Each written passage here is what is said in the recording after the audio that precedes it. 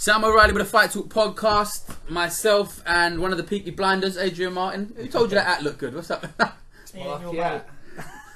You wear it when you box? No, I wear it with my... You should wear it to the ring. I wear it with my fighter's box. Last night we had 3 out of 3 winning the amateurs. So you're saying the hat did it? The hat did it.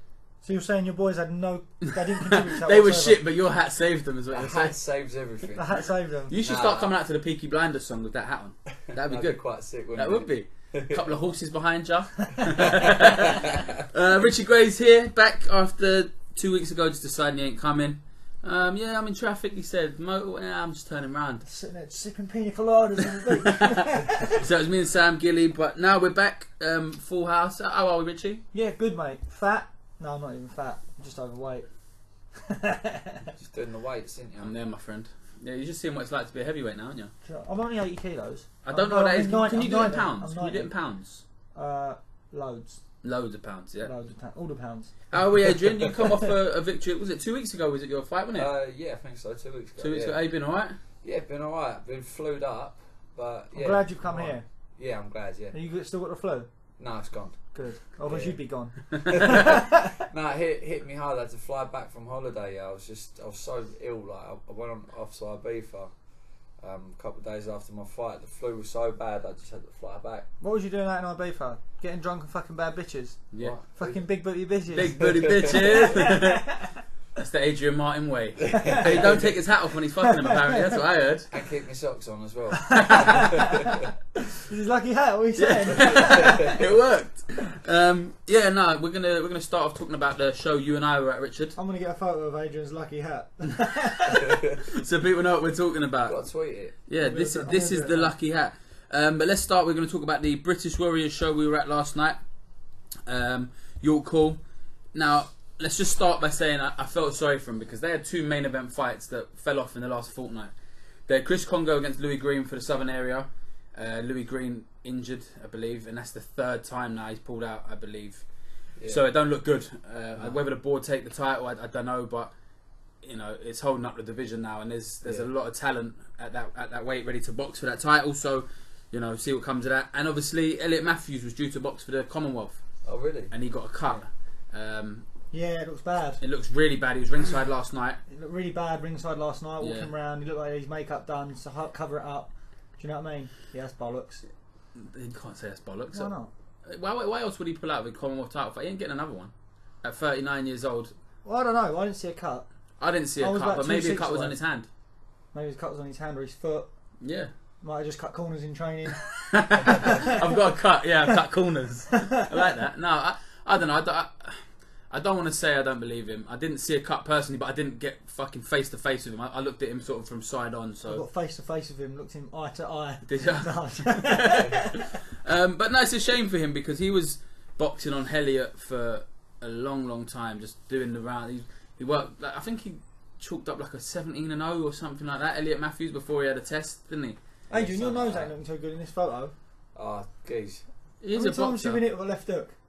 It does sway to that side. It sticks out. It's just big and French, isn't it, my nose? Big and French. Sticks out like a bit. Good job the nerves are all dead there, don't worry. Yeah, so listen, the 2 main fights of the card didn't happen, but we're gonna run through some of the fights from the card.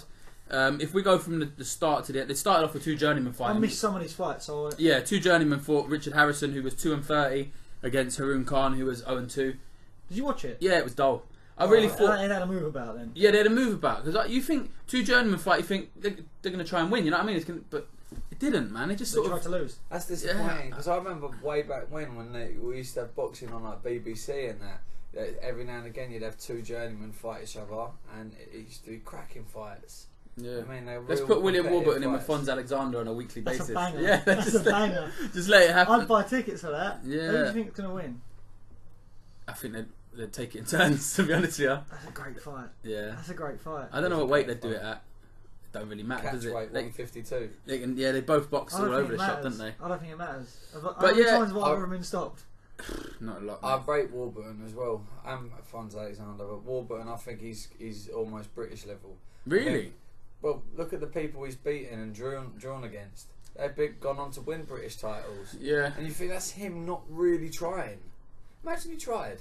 Imagine he turned around and decided, fuck everyone in the division, fuck my role, I'm going for it. Work would too dry up. Yeah, that's what I was saying. Two It wouldn't get work, would it? 2 wins in, people would think, right. Imagine you got a sponsor and look, we're going to pay you. You ain't got to be in the away corner anymore, so you ain't got to worry about tickets. We're just going to give you an X amount, have 6-7 fights against prospects, and try and win them. See what happens.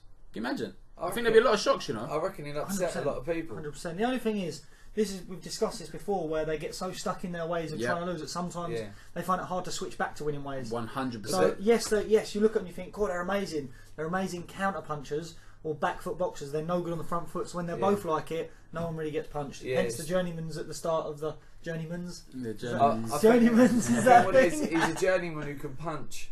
And what it is I think he knocks people out by accident as well. He did Aaron Morgan, didn't he? Yeah, he knocked Aaron Morgan out by accident. Best way to knock someone out, isn't it? By accident. Only person I've seen do that before was Dave Allen. I suppose in MTK. Do you remember that? Oh, that was bad, man. He was going to have a 4-round move about with Tom Dallas, and in the 3rd round, he just sort of did this little overhand right, and I promise you, before Tom Dallas hit the floor, I heard him snoring. It wasn't a big punch or nothing, man. It was just, and Dave was apologetic. He was like, I'm so sorry. Yeah, so it happens by accident, man. It does, but yeah, I think the advantage journeymen do have is they've got no fear of losing. Yeah, they've got no worry about it. They're not there to win. If they lose, they've done a good job. Yeah, good job. Well done. You put a good move about it. You did a well good job there. You give them a right good move about. Where they're so relaxed, there's no pressure. It changes their game, so they'll throw anything, and they're dangerous, and that's why like young prospects have got to make sure they don't take them for granted, because they take them for granted. Good night. It's it actually brings us on to the 3rd fight of the night, which you arrived just for the 3rd fight rather. A very, very close friend of yours, Davis Pagan, a guy we've had on this podcast. Probably the nicest person you'll ever meet. Like, he's just too nice. I've said it before, I think he's too nice. You know what I mean? And then he came in and gave me a body shot and like, proved me wrong. But he got slept. He didn't get beat. He got like slept. Do you know it happened so fast as well? I was just sitting there watching. For people that don't know, obviously, like a bag of bones. It just went. Obviously, you and him go back to 10, 12 years old. Your wives are friends. You holiday together, and you were sitting beside your wife and his wife. Yeah. And it was a bit intense, man. Like you said, it came out of nowhere. He was doing fine, do you know what I mean? The 1st round he was a bit bouncy, moving about, getting into it. The 2nd round he'd settled down, started to sort of touch him on a jab, let him walk into stuff, which was nice. Just got caught with an absolute bomb and lights out. Lights out, mate. It was gone off, mate. It's my mate, and everyone likes a good knockout. Let's not fucking make it sound it's not. Everyone likes a good knockout. It's entertaining for people. That's why we go to boxing. But we're all concerned when people get knocked out. But everyone likes a good knockout. But some knockouts, you look at them and when they're starfish. He was Manny Pacquiao, like he was asleep. He was George Groves, Manny Pacquiao, Jake Bald. He was all of it. It wasn't Ricky nice. And he was all of them. Like he was on the floor for a good minute, and it just felt like 15.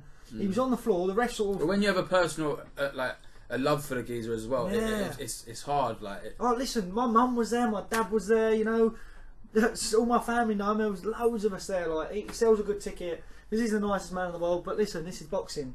And Davis said himself, after the fight, I went up to him and was like, Davis, you can do an interview? And he was like, fuck it. Yeah, I will do an interview. Nothing to hide.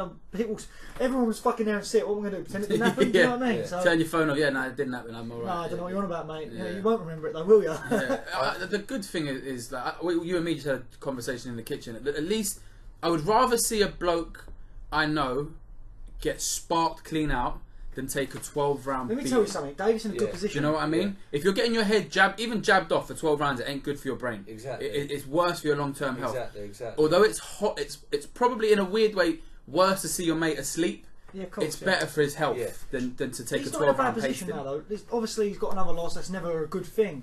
But at least now, there's too many boys at the minute protecting their O's. Davis, that's gone. So I said to Davis last night, why don't you come back, have a move about, and then just go straight in and fight someone like Adrian, someone like Shaq, someone else. Another prospect. Because so what if you lose? You've lost 2. You're nowhere near having no anymore. That's completely gone now. Yeah. If you box 3 more journeymen, it's just going to be, oh yeah, he lost a journeyman, then box more journeymen. Yeah. The only way him now to get right back in there is to fight another contender, which I think personally, be a good idea for him. We'll see what he wants to do. Yeah. But we'll see what comes of it. Listen, it depends where he wants to go with his boxing. Yeah. Is he going to win a British title at that level? It's unlikely there'd be too many big punchers at that level. But can he win the Southern area? Certainly. The two boys at that level right now are not big punchers. They're not big punchers, so he's got a chance. For me. I like Davis. He's a real nice lad, so I'm gutted for him. I boxed Balog. That's when you won your international challenge belt, right? Yeah, man. Yeah, and I can say he can punch a bit. You know, he swings them in wild. It looked wild, didn't it? He came out swinging. He came out swinging last night. Yeah, he came out swinging. He don't usually do that. He was quite aggressive right at the start. He was like with me. He likes them challenge belts. Yeah, he does. Yeah. He gets a little bit of motivation for him because. That was meant to be for one before the board took it away. That was going to be for an international challenge belt, but the board. Yeah, he swings them in. With him, you've got to be cautious for 4 rounds because he's got 4 rounds in his locker, and then he sort of fades. Yeah. And that's what I found when I boxed him. I just was a bit tentative early on, and I just sort of got more and more into it because I know he comes in swinging wild. Maybe Davis he let the uppercuts go. Maybe it was too. For me, he gave him a bit too much respect at the start. Everyone's got their own way of boxing, but I wouldn't have given him so much respect. And where Davis was moving around the ring, he gave him the time to line the shots up and pick the shots. He should have took his distance away from him, not smothered him, but just you give him some. Listen, me and Davis chalk and cheese of our boxing styles. I was in your face. Davis is back foot counter puncher. I think Davis gave him a bit too much space early on. Should have stabbed his authority on him by right. This is what's happening. This is how this fight's going to go. Yeah. Just to sort of settle him down a little bit. I think Davis is cutting too much weight as well. I think he's a big lad. Now, he's really lean for when I've made light middle on the day, I'm all right because I really can make day before I can make welter, which is what I'm doing for my titles. Is I'm going to welter. I could have done that. I would make welterweight. He could have made super lightweight. Two welterweights together. Cut a leg off, maybe. But yeah, you could have been the opponent and the fighter. Yeah, 1 foot on each scale. But like, I would never go for 10-7 on the day. Like, I mean, no doubt I could do it, but I feel like shit. I would like to see Davis maybe box at around 73 kilos. Yeah. And he can do light middle on a day before weighing, or even middleweight. I think he could do a bit of muscle on him, a bit more food inside him. Is it fair to say? Now listen, this is the argument. This is the problem you have with it. When guys are cutting weight because they want to go down a weight division because they want to feel big at the weight. What does it mean feeling big at the weight if you feel shit at the weight? Do you know what I mean? I'm 3 inches. Exactly. If you've got no energy and there's nothing in you. I'm skinny as fuck, right? But I'm strong. I didn't want to say anything. No, I'm skinny, right? Now, I'm boxing like... Sometimes I'm boxing some genuine and they are hench. Like, I boxed Jordan Granham, right? Geezer's hench. He had back abs, right? And he come in heavy as well. But I still felt strong. Yeah. I still felt like... Wouldn't you rather feel strong in yourself than feel big? Like, oh, I'm bigger than him. It's a very fine line. But surely you got to have the energy. Very fine line. Gabor Balog on my debut. Now, that geezer, he's a unit as well. Was he a brother of Jan or something? A cousin? Nah, he trains at Don Charles's gym. Oh, is it? Tell you what, he's got a very deceptive record. He's not got a positive record. We're both having our debuts, but he's gone more down the journeyman route. But he really comes to win. The only person to stop him, I think, was Scott Fitzgerald. But yeah, no, he was a strong lad. But I think where I was boxing at my natural weight, I woke up, I had breakfast, and he's obviously had to make weight, and then he's eaten afterwards. He's probably coming a few kilos heavier, but I think I had a big advantage. I felt energised, and it showed in the boxing. It's a fine line of getting it right. To come in, you can make a weight, but you've got to feel strong at the weight. And listen, Davis will tell you. That's the thing. This is the thing. I think contributes to how far you're going to get in boxing as well. Some people can cut weight and then put it back on and feel absolutely fine. I could stand on the scale at 72 kilos. I'll walk back in and I'll be 80, and I'll feel fine. That won't make any bit of difference to me. You've also been boxed enough times. Never made any bit of difference to me. Getting the weight off and back on again didn't make difference. Some people, they can take out half a kilo, makes them feel like shit. Yeah. And Davis says he feels good. He feels good. I just think it takes something. In the amateurs, he's never got stopped once. Not once. Barely even got buzzed. I think just maybe. I think it's the little gloves. Listen, it's going to be more than one thing. More than one thing. And who are we to tell him what's right and wrong? They make their choices. But I would like to see him eat a bit more food, have a bit more on him, and then listen, the boys are going to hit a bit harder, but maybe he'll be hitting a bit harder, which will put them off a little bit more. And he might see him coming a bit faster as well. They're slower as well at the bigger weights. Yeah. Let's see what Davis does for me. But he's going to go and have an holiday, fucking chill out and see what he wants to do. He's got. I'll be seeing him later for a couple of beers and. Yeah, he coming around tonight, is he? Yeah, and some chicken pancetta, which Beck's dad makes. Where's my invite? I start training camp Monday. We'll lose a fight and I'll invite you around. Yeah, this is the losers club. They have a consoling party. I lost the round. Listen to him, the cunt. Well, let's run through some of the other names on the card. Alec Bishop out of Luton, lovely feet. Linus was there to see him. I like him, man. He's got very nice feet. Skillful boy. Very skillful. He's got nice feet. You know what I mean. Not his big toe. I mean, like. He was a really good amateur. He was as well. Yeah. I feel like he don't. I know Sab, his coach, like really well, and Sab was always saying that he would go a long way, but he's definitely more suited to the pro game. Yeah, good fighter. Liked him. Yeah. Louis Lai, it was his debut. Looked good. Got a stoppage victory. Nice, yeah.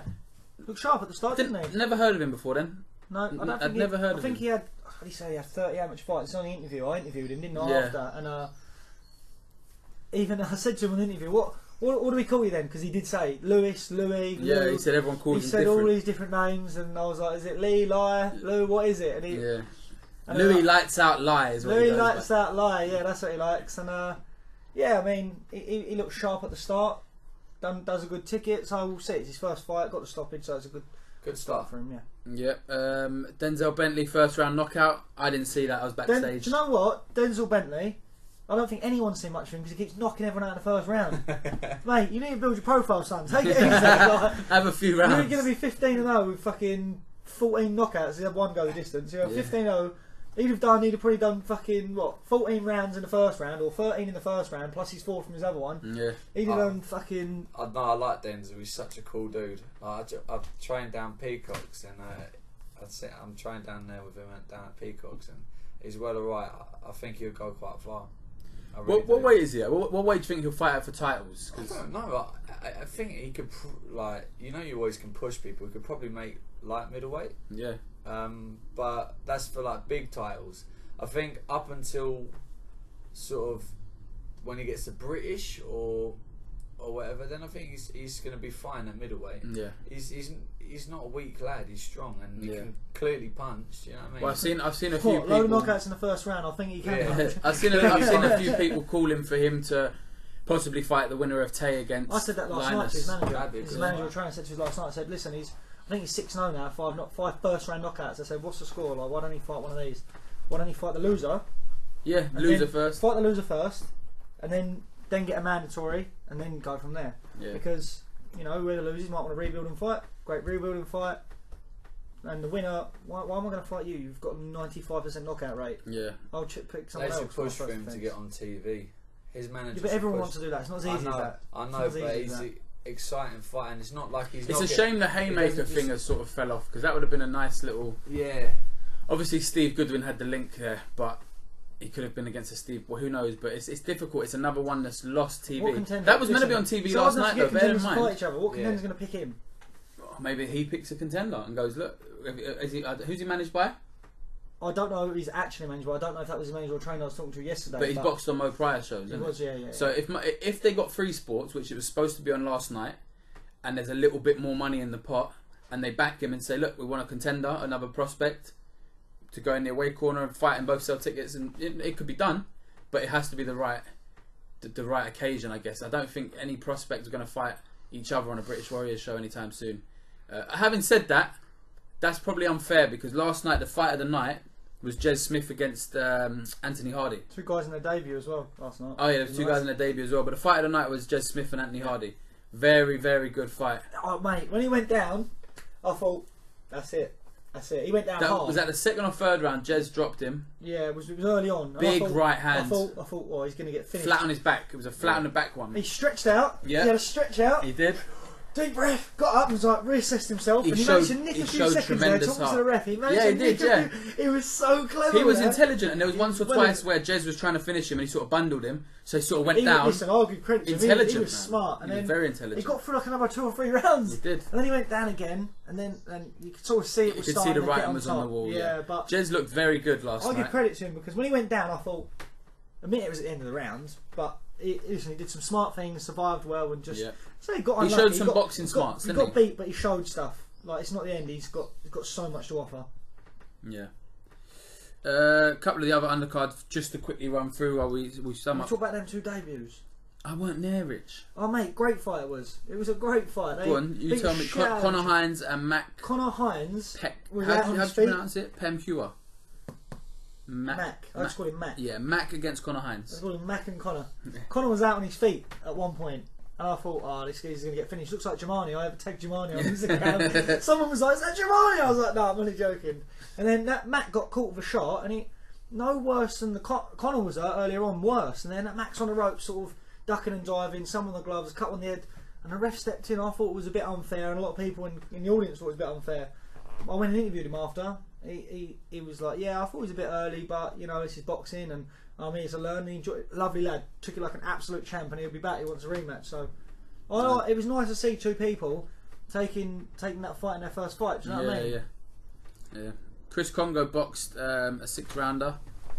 He was supposed to be obviously fighting for the Southern Area title, as we touched on earlier. So that's a shame. But yeah, the 6th rounder tick over is now 9-0 or 10-0 maybe. 10-0. I can't see who's going to fight Chris for a Southern Area. I mean, surely now welterweight. Welter. Surely now he has to be given. I mean, Jez Smith's a welter. What weight are you doing for championships, Adrian? I'm a welter. Would you fight Chris Congo for the Southern Area? No. Not because I wouldn't fight him, but I'd fight him for something better. Yeah. And for more money and for better exposure. That's a Team GB boxer.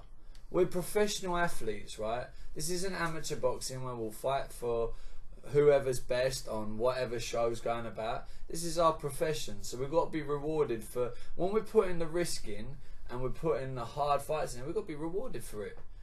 And a lot of people are. So if he was a champion and he was holding on to that title, you wouldn't go for that title against him? There's other titles you can go for. You just wait out or go somewhere else. Or wait till he goes, because he's not going to hang around at Southern Area long. He's not. Chris No, Congo. that's the thing. I think he wants that in the journey. When obviously I was in the gym with him and Jimmy Mack. See, a lot of the boys, a lot of them, matchroom kind of boys, they skip them titles, didn't they? They skip straight past them. I know he wants it. Yeah, but he could have been one of them. Like, he's got that pedigree of where he's classy, man. He's classy. Listen, it's not saying I wouldn't fight someone like Chris, because I would. But I'd want to do it for something a bit more worthwhile, you know, because it's a big risk. He hasn't got a TV platform of such to talk about right now to tell you. Like, obviously, he's boxed on Matchroom, and he struggled to find the benefit from fighting him. Yeah. You have to. Yeah. Matchroom going to go. Okay, we're going to put Chris's Southern Area fight on. That would be different. If it was on Sky Sports, on Sky Sports, I'd be like, do you know what, it's worth it. Yeah. I'd put on a good show, win, lose or draw. I'd put on a good show. You're putting yourself out there for exposure. You know, it's good on my perspective. Is then I can get a bit more backing on with my sponsorship and everything like that on that platform, which will allow me the time to match his training, and then you're seeing a different kind of beast altogether. Yeah, you know what I mean? But I like Chris a lot, and I think you want that Ben fight anyway. Yeah, I want that. We're gonna talk about that later. We're saving that till later. We're not doing that yet. We're going over that later. 2 more guys that I saw before I had to leave: Mason Smith and Alfie Price.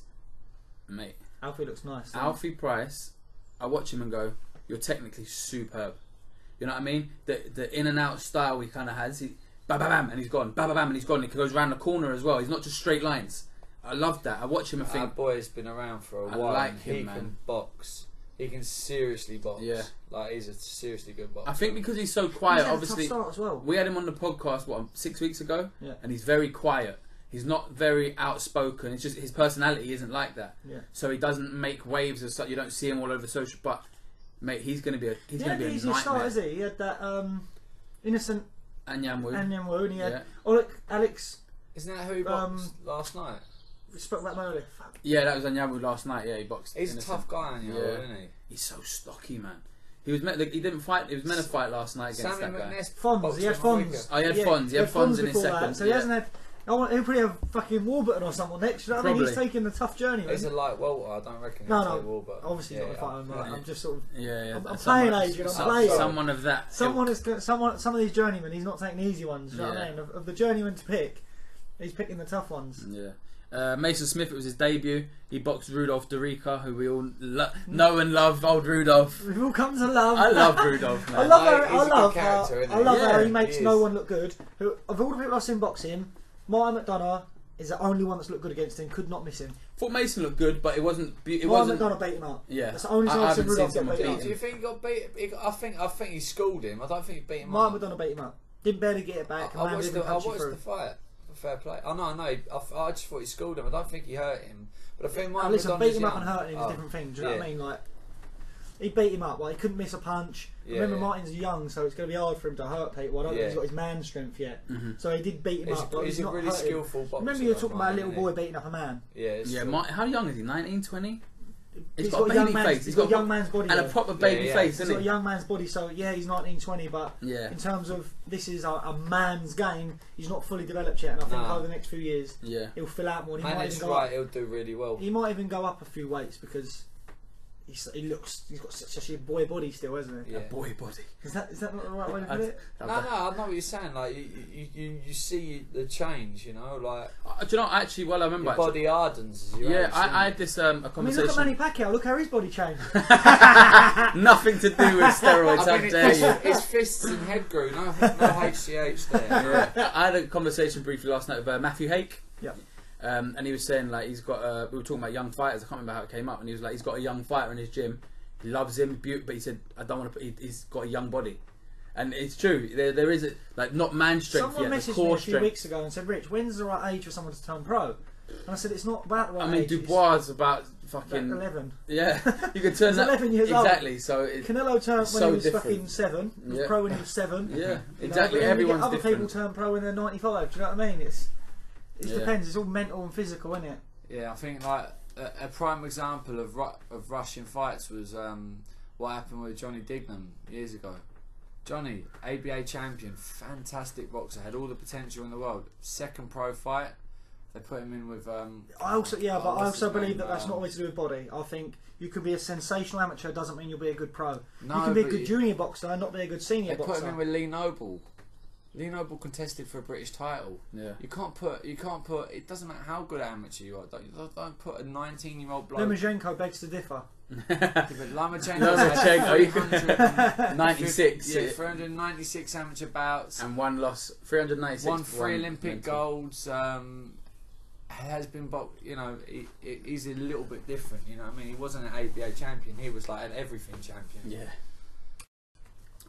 Just finally on the British Warriors show, just because I like to be honest, obviously the Joey Pyle, we've been to lots and lots of small hall shows from different promoters this year. Positives and negatives, because I know they listen. And first of all, thank you obviously for the media pass. We appreciate it. Thank you very much. Obviously, since I've retired, these boys and guys like this have really looked after me. Yeah. Always made me welcome at all the shows, and honestly, really appreciate it. Yeah, no, and you know what? They wipe my tears. Get to the show. Gave you a shoulder to cry on. No, they're good people at British Warriors. So no, to them they're good lads. But yeah, we've got to be honest. Give negatives and positives. I think they'd be upset if we didn't. Yeah, I think it's only fair. First of all, their talent is unquestionable. They have boxing for them. To have Chris Congo, Mason Smith, Alfie Price, just for starters, as boxing on one card. I mean, they've got a nice pick. Smith as well. They've chosen a nice bunch of lads. Very nice bunch. A mix of personalities and talent as well. Yeah. Right. The guy with the boat. Come before the guy come out on a boat. The pirate. Was it Ford Hussein? I don't know his name. He tried to tell me his name yesterday, and he was like, "Just stick with the pirate." He went, "Just come with the pirate." Yeah. He came in a little boat. Yeah. I mean, love that shit, right? Because he's Somalian. Somalian, yeah. That's class, isn't it? He's a Somalian pirate. He's a lad. And he's got character as well. I mean, you need a bit of fucking character. That balances back on the show what you're talking about, because it's part of production. Yes. But that's one of my negatives, right? Now, that was for me as well, yeah. I don't think people shit money. So let me get that straight. Steve Goodwin has invested in those screens, and they look the bollocks, right? And it adds something amazing to York Hall. Now, I don't know how much that cost him. I don't know how much he invested. I've got a number which I've heard, but I don't know if it's a thing that I can actually... I don't know. I literally have no idea. You can shout numbers. It doesn't mean it's true. I I've don't heard know. he paid about 40 grand to have that a year. 40 grand a year, but ain't it his? Don't he own it? Maybe he bought it. And that's See, what that's. I don't know. I don't know where I heard that number, who I heard it from, but it's entirely possible because it looks the part. And what I will say is it adds something lovely to a Goodwin show. You know, when you've got them big screens, but at the same time it looks expensive. So let's have it right. Not many promoters can afford to drop money like that. So I'm not expecting British Warriors to have something like that. It's my own personal thing. I hate the curtain open, but they have to. They have we to. Found out about we this found out. time. Yeah, we found out you have to for security reasons. The curtain has to be open. So obviously Steve's is open, but you don't see because you have a fucking massive screen there. I don't know what I want, and I'm picking at straws here. I am. But as I walk in and see that screen open, all you see is Eric Guy with his fucking table and his camera like he's done for 30 years. I think it looks a little bit not cheap. That's the wrong word. And it sounds insulting, but it looks like it could have done with more production. I don't know what though. I don't know what. I totally agree with you there. The show, the talent is undeniable. At first it was a bit quiet, then it filled up. So there was atmosphere, there was good boxing. There was waves of people as well. There was wins, there were losers, there was waves, there was home wins, home losses. There was everything you needed from a show. 100%. So a bit of production could have made it change a little bit. Maybe when you put the DJ box up. Ticket front. That was nice. There was loads of ticket sellers. But let's say this again. My point earlier, they lost TV money on the DJ box and stuff like which they have on there. And Eric Guy, they could wrap a little screen around them. Maybe put a little British Warrior advert on there. You know, a little banner. Yeah. Do that again. They had that screen to stop. At least they did have a screen to stop you seeing the back door. Yes. Which was something. Which is something. You know, maybe because they didn't at the pile show. You see guys in their change room standing there. Can you not do something like turn the lights out and have a spotlight as the boys come out?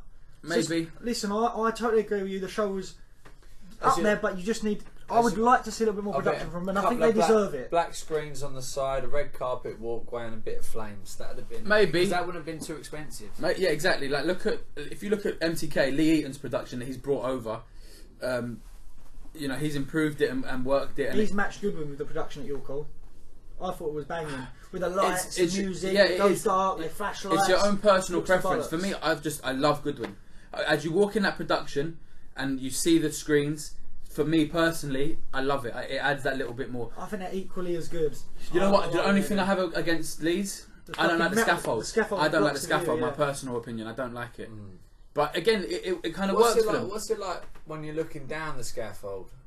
That's not too bad. Depends where you are. Depends where you are. Can that affect you? Like when you're on the top rows? Yeah, it depends where you're sitting. Depends where you're sitting. Yeah. I went up to, and York Hall's famous for not having an effect, like you don't have an obstructive view anywhere. Yeah. And I feel like but then that works for them because they have the disco ball looking thing. They have the more intense lighting because it looks brilliant. Oh, I like their shows at Brentwood Centre. When I boxed there, all of my friends loved it as well. Yeah. It works at Brentwood Centre perfectly. I always had mixed reviews from the two. They like the tables because they can drink and watch. Yeah, I mean, that's one thing. It's all personal preference. Like that's just my opinion. Like I'd like to see Warriors do something a bit more, but I know they got stung for money and lost. They got promised a sponsor that fucked them off, like who basically dropped them in shit. That wasn't long before the fight night. They obviously lost two big fights, and they lost TV. There was nothing. Listen, with the fights, there was nothing lost with the atmosphere because that was still pumping. That was pretty good. Nothing at all, mate. I enjoyed the fucking event. It was very good. I'm just saying, from a personal punter, I'd like to see something a little bit more. And also their canvas is pretty. It's just a plain blue canvas. Maybe put the sponsor in the middle or get something. Yeah, Warrior, why don't you give me a message? I'll see if I can get you a sponsored canvas. Seriously. What, Fight Talk, yeah? Seriously. A Fight Talk canvas. Seriously, give me a message. I'll see if I can get you a sponsored canvas. Just hold you again. to that. Give me they listen to this, didn't they? They always listen give to me a it, message and I'll look into that. I'll better do that. Just for improvement. Like, listen, I remember the first MTK that Lee did. I said to him, my personal thing, I didn't like this. I can't remember what it was now. And he was like, you know what? A couple of people have said that, and he ended up changing one or two bits. Everyone lives and learns. How much a canvas? They're only a few $100, isn't they? I don't know. I've never had one. I think when you're printing it and I can't, maybe a month. I mean, you can buy them for a couple of £100. You want it printed and all that. I'd like to see their logo on the canvas and maybe a few more sponsored Toblerones. Even if you have, even if you have websites I'd like to see their logo in the middle. I'd like to see Fight Talk somewhere around the outside and Advance somewhere around the outside. That would be nice.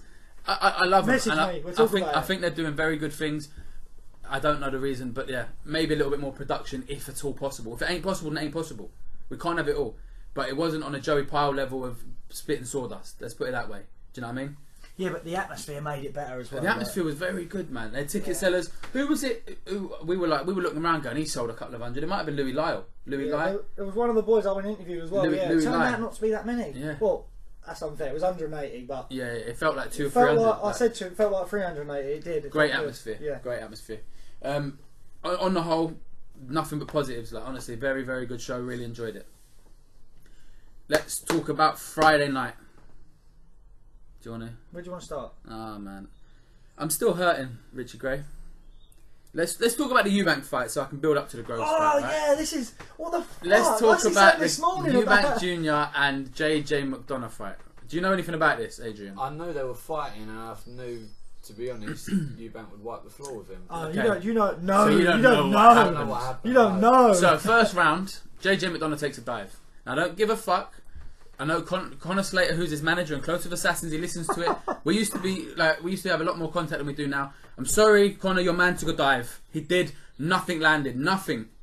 I'll bring the video up, bruv. He did get nothing landed. He did get over hook. No, he didn't. He took a dive. Yeah. Phantom punch. It was a phantom punch. And then at the end of round 3, he doesn't come out. And by the way, let me just say this: when he went down in the first round, Eubank Jr. stood over him and looked at him with this perplexed face, like, "What happened, mate? You all right? I didn't hit ya. Who hit ya?" I'm telling ya, something was fishy, right? And then fishy. It was something fishy. It was fucking fishy. And at this time, bear in mind, there's all these little tweets and messages going around. Yeah, Adrian, everyone had said it. Put a bet on Eubank in the 4th because there's messages going around. This is before the fight. There was messages going around about this fight, right? Saying that something's going to happen. It's going to end in the 4th round. It ended up technically being the 3rd round because between rounds 3 and 4 he didn't come out. He's let all his mates down. But what happened is, because he's dumb, he fucked all his mates. Someone we know who works in the betting industry has been told officially do not pay out on round betting. It's under investigation. There's something dodgy, and he's officially said it was his shoulder. He couldn't box on anymore. It stunk. It was. Do you think Eubank had anything to do with that? I or do you think? I think Eubank had no idea. I don't think they'd want anything to do with it. Honestly, I don't think. Not in a he needs his daddy kind of way, but I don't think his dad would allow his son. His dad weren't there, weirdly. But you know what I mean? Though his dad would be like, "You're disgracing us if you do that shit." Yeah, he would. I think he had no. It was the face he made when JJ McDonough. Okay, let me take back the comment he got. Eubank would make more money. Yeah? Well, Eubank would make more money just winning that fight and going on the same kelp. Exactly. So do you reckon it was to do with JJ McDonough? He said, "Listen, lads, I'm not going to get a big fight like this again. Yeah. This is an opportunity. That's all. It's one of the only fights you can't put bets on your fights at your call, Adrian. No. The bookies don't take them kind of fights. Mm-hmm. No. When you fight for a maybe in English, probably not unless it's on TV. Probably not even then. If you fight a name and you're on a matchroom, you might be lucky enough to be in the bookies. Then you might think, right, I'm going to get beat today. You can be as deluded as you like. If you're not deluded, you can think, right, I'm probably going to lose tonight. So I'm going to say to my missus, listen, babe, go put fucking 10 grand, every penny we got, on me to go down in the 3rd, and then I'm going to try my very best to survive to the 3rd. If you don't think you're going to make that far, you've got to say the 2nd. Whatever you think you can do, then go down, because you... So, listen, most boxers are deluded. Most boxers are deluded anyway. They are fucking deluded, thinking they're better than they are. But when you're real, JJ McDonough maybe thought like this: I'm never going to win this fight. So what I'll do is I'll just make some money out of it. If it wasn't a dive, then his punch resistance has turned to absolute nothing in the space of a year. Because I seen him take a couple of digs off Jake Paul before he iced him, right? And they were decent shots. But you're telling me that he got dropped by... I didn't even see a punch. I've watched it back 4 or 5 times. And then to not come out and Eubank to stand face to face at the end of the fight and say, you said it was hurt, but you're not carrying on. Like, I'm really... like Eubank was completely confused. Baffling, absolutely baffling. And had a rare at the end. He was like, I'll beat you with one hand. He went, let's have a straightener now. But you just had the opportunity to have a fight and turned it down. But well, he said to Eubank, let's have a straightener. Yeah, on camera, post-fight interview. interview, he said, don't question me, we'll have a straightener right now, I'll fight you with one arm. But you just had the opportunity to fight him with one arm and chose not to. Yeah. Doesn't make sense. It stunk. Eubank would destroy them anyway. Yeah. He was doing alright, I thought.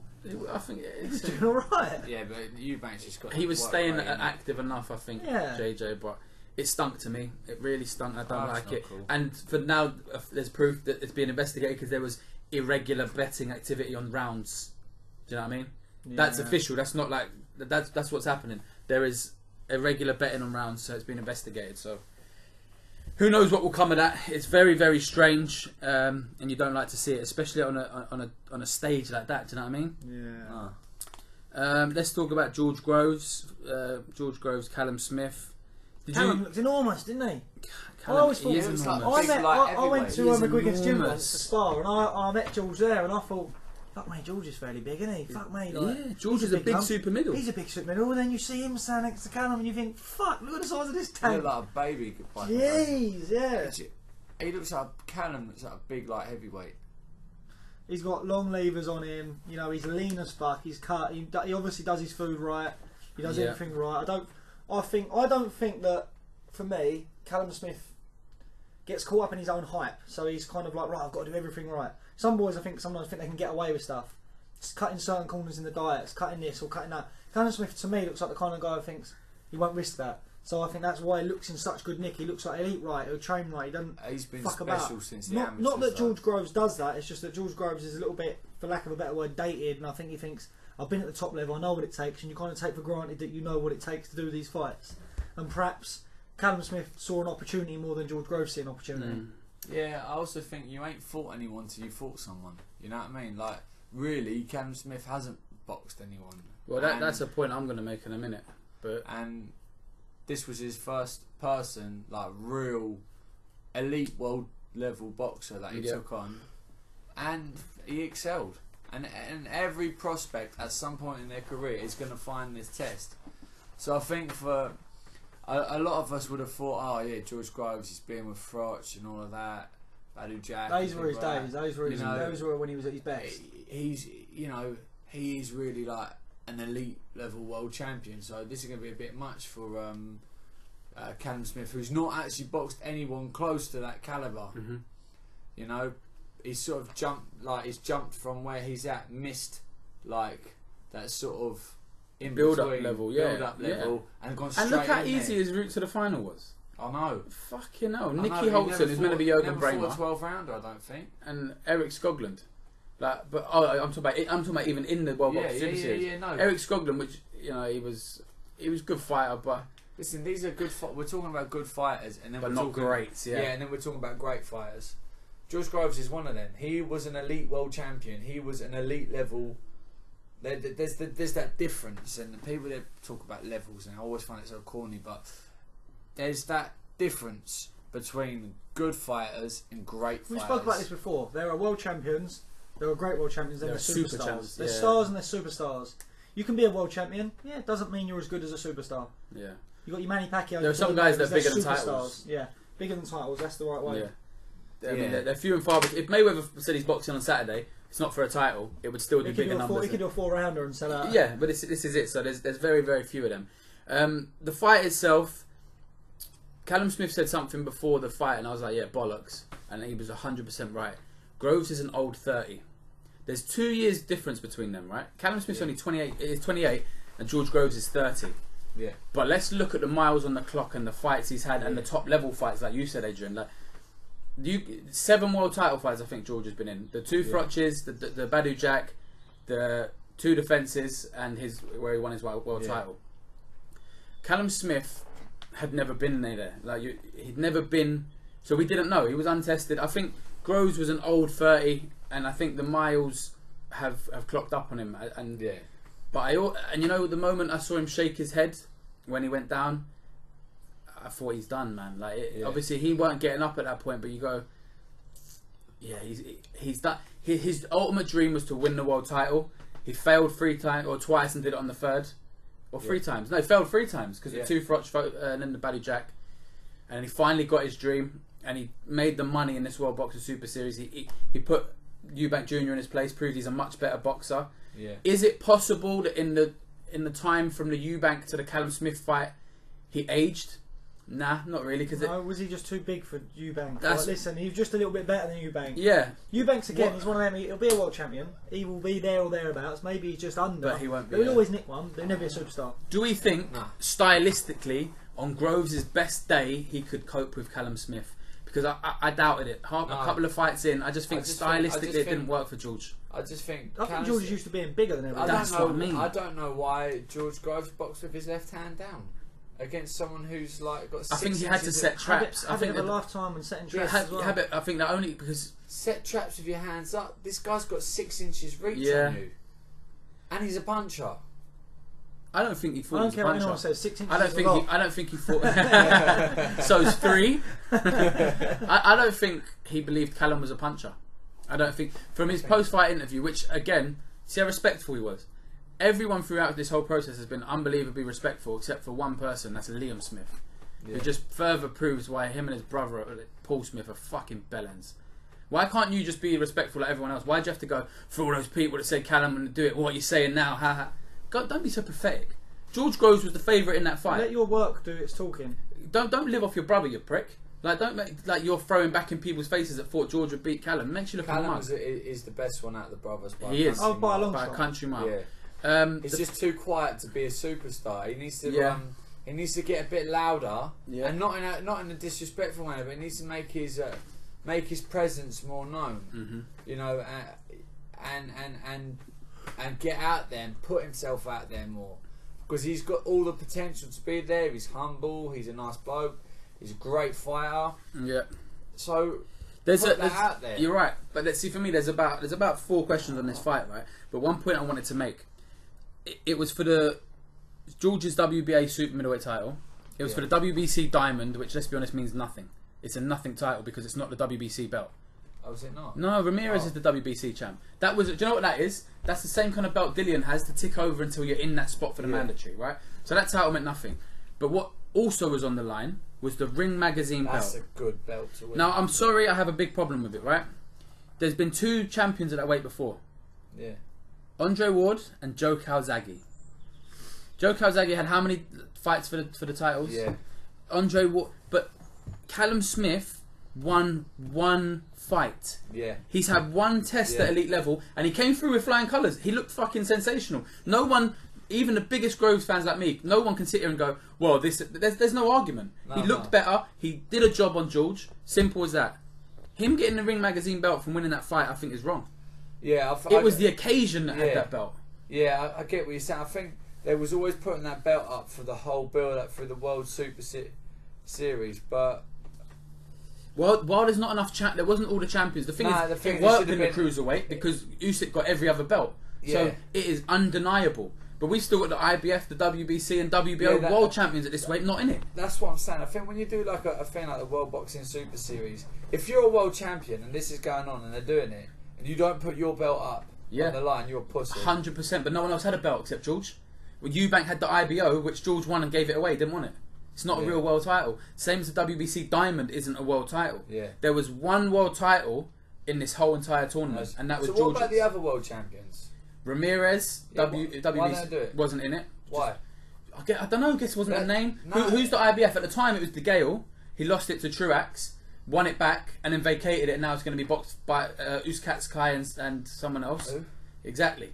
But like, all these belts should have been on that, and I don't reckon it's a silence because look what happened at cruiserweight. Well, but see what you got to bear in mind. Look at it commercially. At cruiserweight, to make it mean something, you had to put every champion in it, and they fucking did. And it came out 1 champion who had every belt, undeniable. Would have been the same as Super. But the problem at Super is 4 champions. What they did, it looked to me like they went with the Eubank, the guys that were bringing more commercial. Do you know what I mean? It was more commercially viable to have a Eubank Groves fight for 1 belt than a Ramirez and Groves for 2. Do you know what I mean? No one cares about that. There's 8 of them. It starts with 8, and it comes down to 2. Yeah. Right? So 4 belts, 4 champions. Oh, that's how it should work. And then 4 contenders. So you still could have got your Callum Smith, your Eubank. No, you could have got the marketable people in there as the non-champions. Do you know what I mean? I understand the point. Because they could have picked up their world titles on the way as well. Because Ramirez, I don't know too much about him. He's quality. It's difficult. It's really difficult. The super middleweight one it gave us the fights like the great away days. Me going to Manchester with all the boys. It was amazing for Eubank Groves. Yeah. But let's be honest. There's no #1 standard. Just because you've now given Callum Smith he won the tournament, deservedly so. I don't see him as a Ring Magazine champ. He needs to beat 2 other champions for me to merit that. Is what it is. He deserved it on the night. Won the title. Fair play to him. There's about 4 or 5 questions coming on Groves. Sam Khan, first up, thank you. Looking forward to hearing your review of the fight on the pod. Not just what happened to Groves, but what does this mean for him and for that matter, Shane McGuigan. And Jordan is pretty much the same question. Jordan Foster, Sam as a Groves fan. Firstly, what do you think Groves will do next, and what do you think he would choose to do next? So yeah, Adrian, what if you're George Groves right now? The Gale rematch payday, retire, happy. Okay, so in your first comment, you've answered Craig Scott's question. Boxing Socials, Craig Scott said, Craig Scott said, does the Groves De Gale rematch tickle your balls? Is it a fight that would really get you? I think it is, because I think it's going to be a good fight, because I think both of them are now, they've been at the pinnacle, and it's now time to let the other guys at it. They should have another go at each other, because we all want to see him have another go at each other. Although I think Groves will beat him again. It's a fight that'll sell. There's going to be a lot of trash talk and a lot of bad blood, so it'll be entertaining, and it'll be a good fight. And then both of them should call it a day and take their money, you know, rather than just.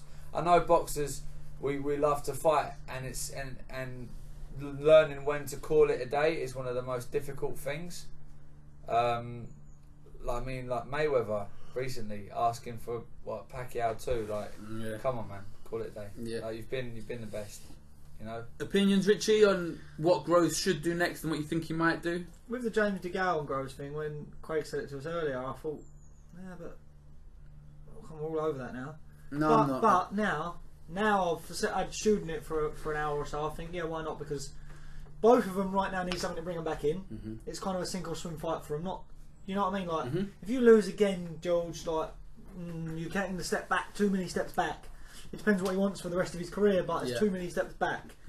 Same with De Gale, really. The winner can have another chance. The loser, kind of like, come on. Yeah. Well, so you got a lot of rebuilding if you lose that fight. The thing that stands out for me is when George was on one knee and he shook his head. I think that meant a lot. I really do, because whenever he's been beat before, it's frustration though. What do you think? Just because he was getting beaten? You're annoyed.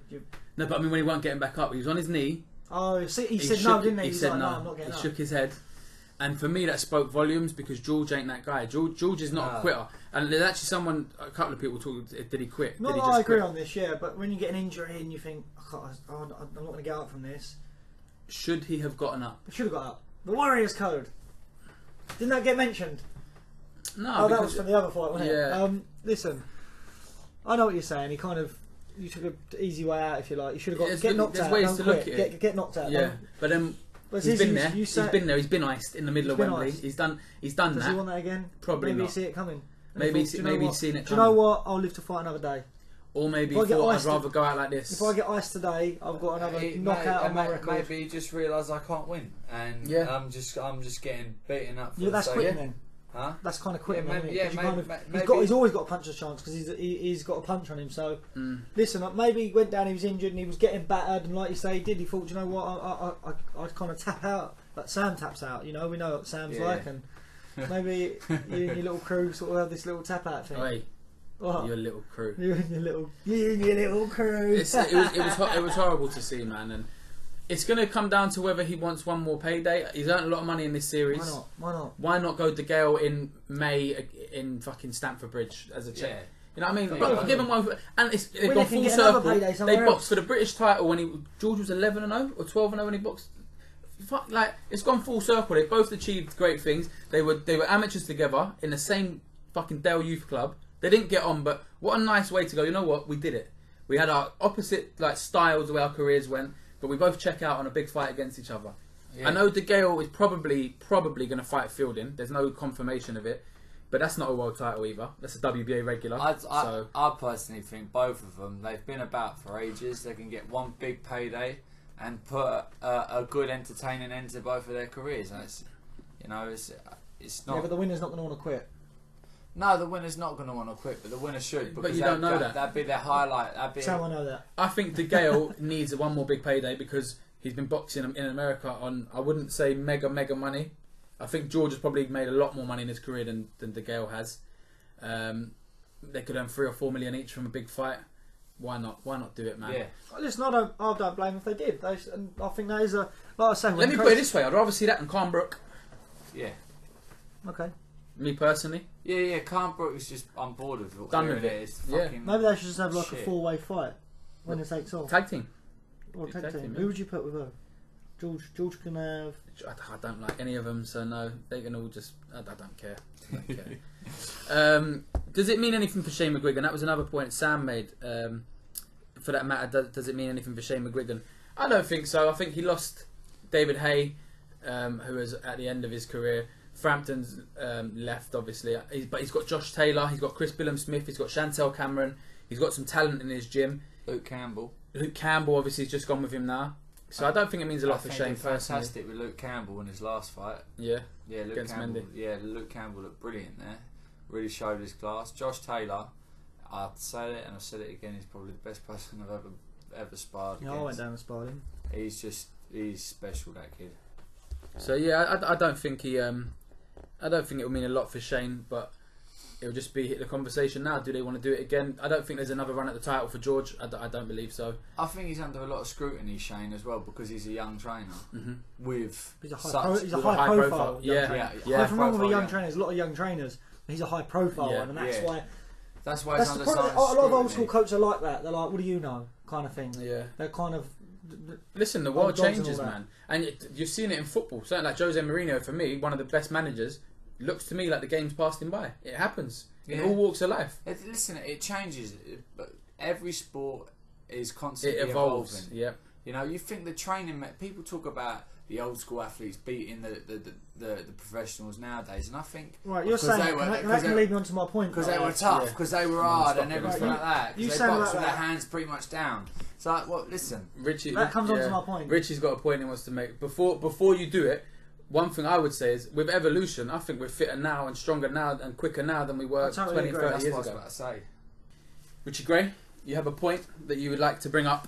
So, this is random, but I think I'm hoping that people are going to catch on to this, because people talk about the older fighters being better than the new generation fighters, yeah? We've all heard them say, "Oh, they're tougher, they're this, they're that." Benz, Durans. You know, your Durans, your Leonards, you know, your Haglers. Hearns. Do you know when steroids came introduced to sports? That was in the 80s.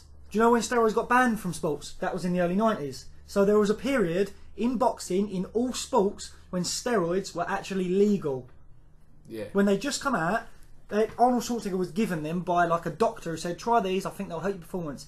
Athletes would have been doing exactly the same thing, and they didn't. I googled it earlier just to make sure. So it came up in my mind, and I thought, that's a point. You don't really hear people say about it. There was a period in time where steroids, they weren't illegal. It's not they just weren't banned. So when they started to come about as a thing, I guarantee some of these fighters were using them. And then it got banned, and then they would have obviously stopped using them at that point. So you can say all you like about these fighters being better than the fight. Maybe they had an advantage.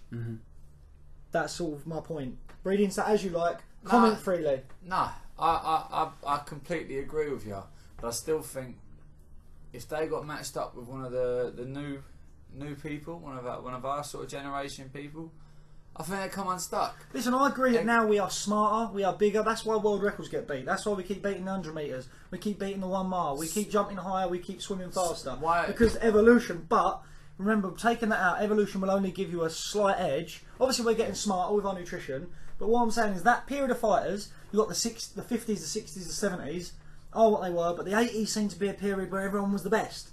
It's not beyond a reasonable doubt that Mike Tyson could be on steroids. Why not? They were not illegal. Possibly. Only reason I think Mike Tyson probably wasn't. No, but they all probably were. I know, probably, yeah. The only reason I would think Mike Tyson wouldn't have been, if he wasn't, is because at 15, 14 years old... Yeah, he was that big already. Listen, I'm not saying they were. I could be completely wrong. All I'm saying... it's a possibility. This whole point is that in the 80s steroids came out, in the 90s they were banned, so why would they not? Why would they not? I actually think... If someone said to you, Adrian, listen, right, eat this food... Yeah, it's a food, isn't it? Listen, it's just a food. Just eat this food. It's just a natural food. Eat it, and it will make you 10 times stronger. 10 times like you go. Oh, yeah, fuck it. Is it not banned? But No? then, Oh, yeah, but then 5 years later, the Border Control go, right, you can't eat that fruit no more. It's now banned. You'd go, all right, well, I'll stop doing it now. But for 5 years, you already did that. Yeah. No, I get that. So you've already had the benefits for 5 years. But I also think at elite, you would not do it. I think at elite and world level boxing now, anyway, they're all on it. Oh, listen, I agree. It's another point. Yeah, I'll set lows on. They're all on it. They so all find a new thing to take, or a new advantage. All to the take. same thing to take. They just find new masking agents. Yeah. So listen, that's different. But back then they would have. Canelo, what? They could have took everything they wanted. They could have took anything they wanted just for fun. It can, as long as you're bigger than boxing, you can take clenbuterol and blame it on Mexican meat. Yeah. Happy days. Jobs are good. I think Canelo listens to this, so be careful. Hey Canelo, give me some of that. One of the questions, there's two questions I'll about be it actually. lightweight. I'll come back and fight you. I mean, One of the questions was from Riku Heikler. Does the lack of clarity around PEDs hinder the credibility of the sport? For example, UCAD and WADA having different rules. It is the lack of clarity, isn't it? Yeah. They should be one universal thing with all the rules, banned substances, what you're allowed to take, what you're not allowed to take, what you can take with exemptions, and what you can't take with exemptions. With that said, Adrian, how many times have you been tested since you've been a pro? Never. How many times was I tested? Never. There's no money to do it. You could literally do drugs up to a certain point in your career. Do you know how much a growth hormone test is? Like a hair test? I suppose like 20 grand or something like that. To check for it. These tests are expensive. Like, drug testing is expensive. So small hall promoters can't afford It's to. not them paying for it, is it? Oh, UK. There's border control and all that. Say, right, there's got a or does a promoter have to? It's weird. Yeah, but it depends. If I'm a manager, I might say I want him tested. So yeah. do I have to pay for it? You have to pay for it. Or would I say to Ramez Mahmood sent a question, and it's very similar along those lines. The whole drugs thing, as in, why would rules be different between commissions? Like, why do they differ so much? It's okay for the British board, but why would it not be in Massachusetts? And I find it very odd, the whole in-competition thing. That's very true. This in-competition testing that is now being spoken about. Obviously, Billy Joe Saunders has just had a bit of a scare. So he basically, they said it came up as an anti-doping violation because it was a nasal decongestion he was taking, but he was allowed to take it because he wasn't in competition. Yeah. So he hasn't failed a test. It was just until he's officially contracted to fight, he's not. So is that what it is? He's not. And would that be why Floyd always books his fights at short notice? I don't know. Who knows? But the thing is, it's some of this because of the substances in some things. Because some people at the top level have got the money to abuse these things, it's because of them. You can't take something like bloody fucking Sudafed.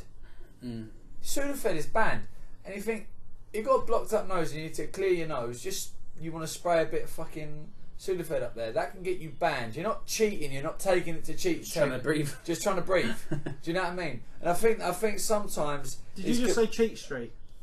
No. I thought you did, but I liked it. Cheat Street? We'll say you did. You're not taking it to Cheat Street. I sort of thought you said. I like it. Let's pretend that he did. Yeah, I like that. Well done, Adrian. You made up a new phrase. He didn't even know he did it. But you're not taking it to cheat. You're taking it to clear your nose. There's little things like, for example, like I suffered from ADHD. I'm okay now. But if I was to go on my ADHD medication, if I was to get ill and I needed to take my medication, which I don't. If the Boxing Board of Control are listening, you got the letter. It's all good. I'm sane. Well, but I'd be banned because it's a stimulant. Depends what one you're on. There's many different ones you're allowed to have. Some. I guess they all have different ingredients. The reason why they wouldn't let you have box when you're on that medication because you're not mentally stable. Trust me, I know enough about it.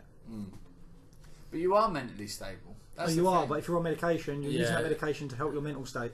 I wonder, do you know what? Here's a point, just quickly thinking out loud. I wonder if there are any boxers who are on antidepressants. We talk, it's a big thing lately about men. Wouldn't that be an illegal drug? But why? Because it brings you up, and I suppose it changes your moods, changes your hormones and things, doesn't it? I wouldn't having taken antidepressants when I was younger, I couldn't think of anything worse to be actively fighting whilst taking. But because there are blokes that live with depression and I don't know the situation with it, but I'm just thinking now with one of the it's out a lot about male suicide and stuff, and the percentage of boxers, it wouldn't surprise me if a couple of the boys, even high level guys, suffer with depression. You know, we know about Tyson and Dave Allen and stuff have had it, but it wouldn't surprise me if they're guys we don't know that have to take something. So yeah, I don't know. I just the thing is though, I think this is where the boxing board of control and in all sorts of sports need to start taking note of mental health and the fact that mental health doesn't hinder you from being able to do your job. So yes, some people need medication as a result of it. It doesn't stop you performing, doesn't stop you doing your job. Depression in sports, I think the problem is, you know, it's if you go into it with depression, when you come out of it, it's fucking a lot harder. Yeah, but if you're not able to treat yourself properly, like you treat an injury or things like, because you take cortisone if your muscles or tendons or whatever are bust up and things like that, or your hands are bust up. It's like, why can't you take something for your head? Yeah. It's no different. It's not. You're not gonna like while out and go completely lunatic in the ring. Mate, the brain is a muscle. The brain is a muscle. What I mean, it's sometimes you have to repair your muscles. But I don't see the difference. Some things can help you manage it, and you can live a perfectly healthy and normal life doing things you love and enjoy, despite having mental health conditions. Speaking of mental health issues, I just see Sam pull out a pad, put it in front of him, put it to the left of him, and then pull a pen out and put it even further away from the pad, as if he was going to write something, but he put them both further away from That's actually my son's school diary, I think. I was going to write it, I don't know what this is. Yeah, that ain't the pad I was looking for is what happened, Rich, if you must know. It's not the droids you're looking for. No, I was looking for a pad, I wanted to write something down, but like, I think mental health's a real issue, and me, someone who's suffered it in a bad way when I was growing up. I've been sectioned and everything like that, and I know what it's like to be in a bad way. But has it stopped me performing in life? I'm a professional athlete. I went to university. I got the highest marks in my college course.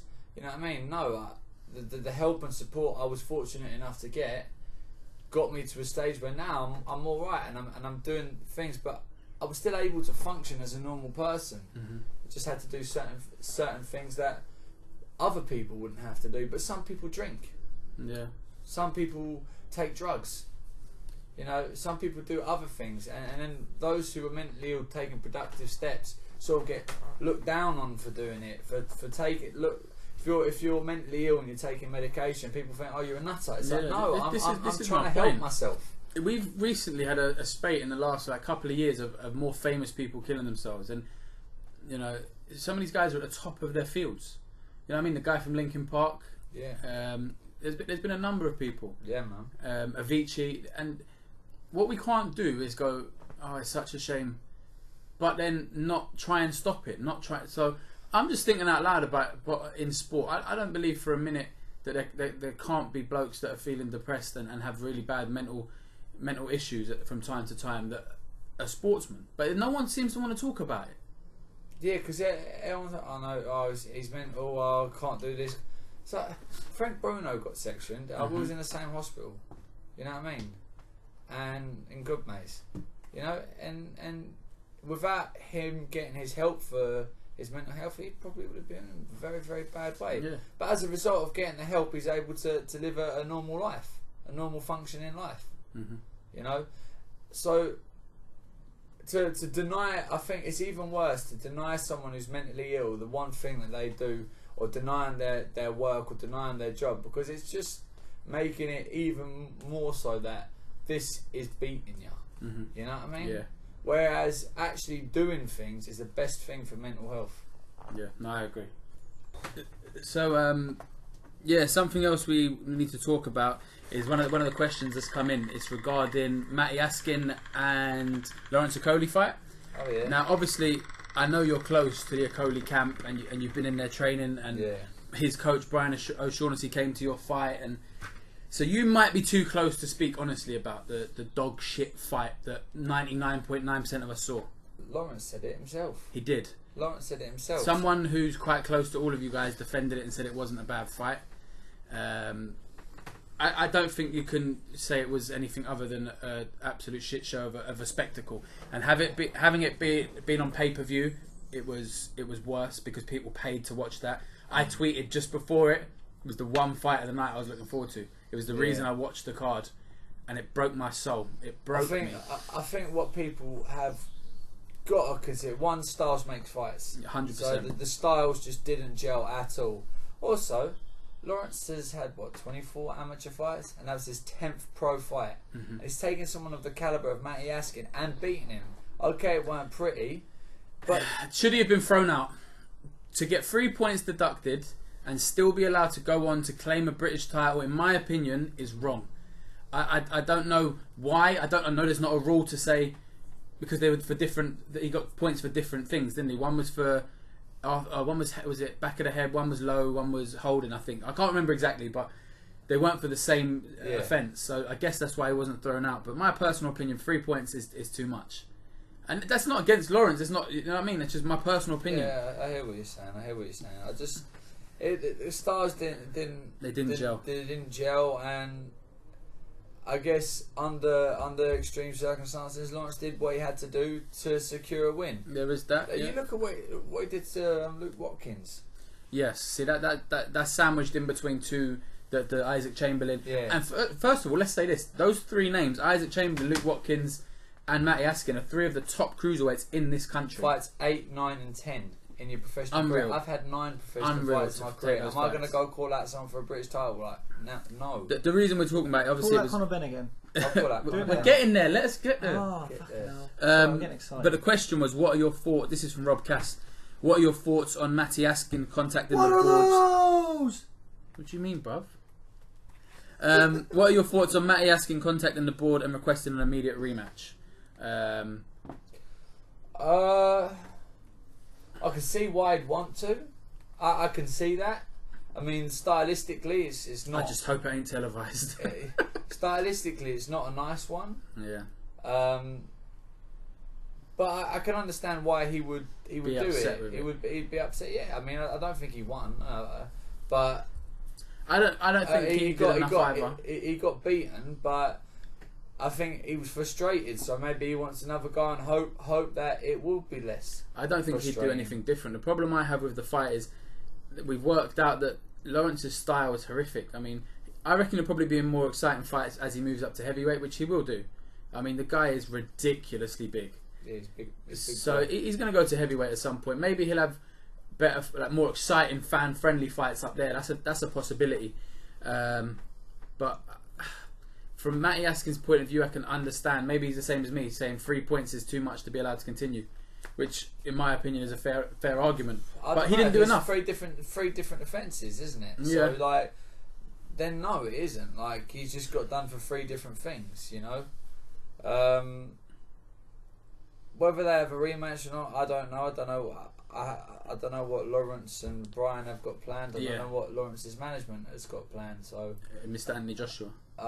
Yeah, I don't know what AJ's got planned. Do you know what I mean? I don't know what they're going to want to do. I know I know Lawrence is going to be. He wants to obviously go for world titles and stuff down the line, and I think he's overachieved in 10 fights. Yeah, I agree with that. You know, which is brilliant. You know, it speaks volumes about his capability to just think now he needs to get some more from some challenges, some fan friendly fights, and get the right fights to push him towards bigger things. Yeah. And then think about heavyweights and stuff like that, because despite him being the size of that, heavyweights, they're monsters, and he's still a cruiserweight. It's just a big one. Yeah. Do you know what I mean? Yep. So I think there's a long career ahead, and there's a lot more to come from him, and he's learning with each fight. And to be at a learning stage in your career and winning British titles, Commonwealth titles, and so on, you know, that's big. To be doing that at a very learning part of your boxing career. Mm-hmm. Yeah, no, it's a fair. There's two sides to it. At the end of the day, he's won. He's won. He won, and he's still a rookie. He's just overachieved throughout his whole career, which speaks volumes about his capabilities. Yeah. 20 bouter going to the Olympics. Come on. Yeah. Do you know what I mean? That's impressive. Put your guns down. No one cares. You're not a fighter anymore. Right, we've got all questions you can. Are you recording? Yeah. Oh, Sam's getting whooped. Let him out of headlock. What's he doing, bro? You know me, I don't flinch, bro. Sam's getting whooped. So you tap out before you flinch. Your mum. Anyway. I love it. You put that up the other day. I don't know where I was, but it was an awkward moment when you can't laugh and it's gone, your mum. I was like, trying not to laugh. And I think I was in work or something, just sitting there going. That's always my go-to. Yeah, your mum. Yeah, your mum. Class. Let's rattle through some of the questions that are here. Quick fire questions. Lewis Smith, he loves a question. Can Callum Smith go on? Next question. No, it's just one. Oh. Can Callum Smith go on to dominate the division with his size and reach advantage against all the other super middles, or could he step up to light heavy and make a title charge? Both. Yeah, both. Let's see, a couple more there and then have another go at the next weight. Move on, next question. Yes, next question. Rob Cass, what are your views on Billy Joe Saunders' recent 100 grand fine? Ooh, that's my response to that. I don't think he gives a fuck, that's why. Yeah, I think he played it cool with his interview after, but really he thinks, come at me bro, is that all you got? I think, and I had a disagreement with someone I know and love, Lee Eaton. Did you see we had a little disagreement? No. I said 100 grand fine, fair. I think it's... Yeah. He said, I think it's wrong, it's so much. How can... Listen, I would have took the cunt's livelihood. They assess the... Oh, you look angry when you said that. I think what he's done is a fucking disgrace. You drive around in your car, whether it was a little Fiat Punto or a Fiat Panda or a £250,000 car that it is, you specifically went out your way to target someone weaker than you. At this point, it was a lady clearly addicted to drugs at the lowest point in her life. Her life, but don't forget she has a family, okay? You went out of your way to make her look a fucking idiot and how low she is in her life. And got her to assault. More than that, you got her to assault a man walking down the street and call him a paedophile. Yes, there's no such word as banter when you're talking about people like that. How dare you, you vile human being. Don't tell me you can defend that. You cannot. I would have took his livelihood, his licence, his belt. Fuck off. You don't get to do this because he's done this before. I thought the fine was fair. It's a big fine, but it's a fair fine. I don't think you should take his licence because it's not really boxing related. Is he not bringing the sport into disrepute? No, it was in the Daily Mail, it was in the Sun, and where do they go? World champion boxer does this. This is what I mean. This is you get associated he's only with him. human though. But that's not a human act. That's not a normal human act. Why people do Why did he Well, film it's Kid it? Galahad behind him, innit? Like a little mug. Kid Galahad sitting there filming it. Oh, this is funny. Like, how did it get out? How did it get out? There was only 3 of them in the car. Yeah, that's what I mean. Well, Jake Ball in the passenger seat. For people saying it ain't, yes it is. But Jake Ball in the passenger seat. Billy Joe Saunders and Kid Galahad driving. Filming. That's not a normal human act. To target someone weak like that and make a mockery of them. And this isn't the first time. Let's not forget the behind the gloves interview. How many shit boxers have you fucking called out on here? Calling out weaker people and making a mockery of them. You do it every week. What, and target them and make them feel like that? Really? On here sometimes you do. Not that. Mate, you can't do that. On a human level, to do that to another human is just, it's downright wrong. And I wouldn't have minded so much if he'd have come out and gone, you know what, I was out of order. But he hasn't. He really. did. No, he yeah, did. But what, he did. Really? He did, but what I took from that message was 100 grand. I get what you mean. It was fucking horrendous. I think that's a fair fine. I've met Billy Joe a couple of times, and when I've met him, he's always been a gentleman when I met him. But doing things like that, you got to think about your fucking position, right? You got to think about where you're at and what was he hoping to achieve? Who your audience is when you're at that level. And why do you think he's never going to get a Canelo fight or a Triple G fight? Well, there you go. There's your answer. It's as simple as that. It's not good media for the sport, is it? I'm not going to talk about him personally or anything like that. I don't know him personally. That was a disgraceful act. What he did was disgraceful. He got fined for it, and still considering what could happen, that's still getting off pretty light. Could have been stripped of his belt and everything like that. Mm-hmm. That wouldn't be down to the British Board of Control. No, Tyson Fury got stripped of his belt because he made a homophobic comment. Do you know what I mean? So he's come off quite light. When you take that into account, yeah. Yeah, but that wasn't the official line for the way he got stripped, though. There was a lot of red tape, but that wasn't the official line. There was a lot of, he was saying a lot of shit at the time and getting in trouble. But the official line, the IBF stripped him first because they said he needed to fulfil a mandatory, and then obviously he ended up losing his license. But I know what you're saying. You know, anyway, these are quick fire questions. Let's get through them. Sorry, yeah. Okay, all right. There's a lot. There's a lot in there. There's a few. More's coming in. Yeah, there is more coming in. This is a very good question, actually. This is from Boxing Social's Craig Scott. That don't sound right. Yes, well, it is, isn't it? It is. Boxing Social's Craig odd. Scott. With the recent spate of home fighters losing, no insult or ill feeling intended to any of them, by the way, why is this happening? Is it the struggle of training part-time? Was that cooking too long against substandard opponents and getting rusty? Maybe. I don't know. Everyone's different, I guess. Each of those losses has been different. Combination. Does it contribute at all to the board cracking down on too many losses in the away corner, saying, "Come on, you've got to show us you want something"? Maybe. So they just think, "You know what, fuck it, let's nick a win here and there." Maybe. And they do. Maybe matching your opponents too soon. Nessie Tawala got beat by Dave Birmingham, who had fought for the Southern Area title against Jamani when Jamani stopped him. Maybe that was too soon for him. Maybe it was a case of being too soon. Yeah. Davis one, I don't think you can contribute to anything other than He got caught. he got caught. Like, I don't think there's any underlying issue. I think he got caught. It's got caught. Yeah. Ricky Heavens got beat by a point by Dwayne Green. That's the name, isn't it? Yeah, Dwayne Green. I think so. Mad Dog Green. Yep. It's a good Yeah, name. but he always comes for a good fight. Dwight Yeah, always he does come does. for a good fight. He does. gives He's people a game, messy mate. night. Do you know what I mean? He does give people a messy night. So yeah, And yesterday, Naylor bought shout out to Siesta Promotions. They had a good show yesterday in Bracknell.